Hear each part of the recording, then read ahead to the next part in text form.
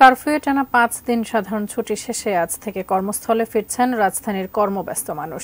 Curfew শিথিলের সময় রাজধানী তেজগাঁও থেকে রাস্তাঘাটের সার্বিক পরিস্থিতি সম্পর্কে জানিয়েছেন সহকর্মী জাহিদ হোসেন।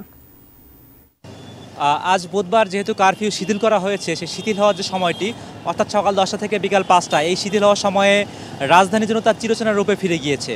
আমরা সকাল থেকে এই রাজধানীর বিভিন্ন এলাকা ঘুরে দেখছিলাম, কারণ বাজার কিংবা ধানমন্ডি, মোহাম্মদপুর এলাকা, সেখানে কিছু কিছু এলাকায় রীতিমতো ট্রাফিক জ্যামের একটি সারি দেখতে পেয়েছি।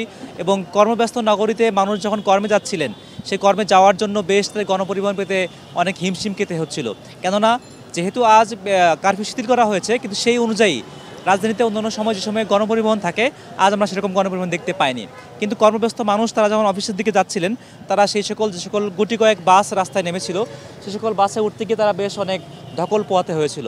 এবং যেহেতু বিকাল ৫টাতে আবারও কারফিউ জারি করা হবে আমরা জানতে পেরেছি, কাজেই মানুষজন দ্রুত সময়ের মধ্যে তার নিত্য প্রয়োজনীয় কাজ শেষ করে আবারও ঘরে ফেরাচ্ছে তারা।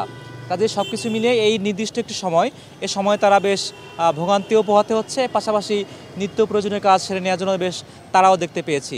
এবং এর পাশাপাশি আমরা সকালে রাজধানীর বিভিন্ন কাঁচা বাজারও ঘুরে দেখেছি, একই সঙ্গে কারফিউ যখন চলছিল তখনকার পরিবেশও দেখেছি। মূলত আসলে সকালে যখন কারফিউ ছিল তখনও মানুষ কারফিউকে এড়িয়ে গিয়েও সড়কে নেমেছিল, এবং এখন যখন কারফিউ নেই সেই সময়ে তুলনামূলক মানুষের ভিড়টা আরও বেশি দেখা গিয়েছে। এবং যেহেতু সংঘাত সহিংসতা রাজধানীতে কিংবা সারা দেশ জুড়ে অনেকটাই নিয়ন্ত্রণে চলে এসেছে, এবং একেবারেই আমরা কোনো এখন পর্যন্ত কোনো ধরনের সংঘাতের খবর পাইনি।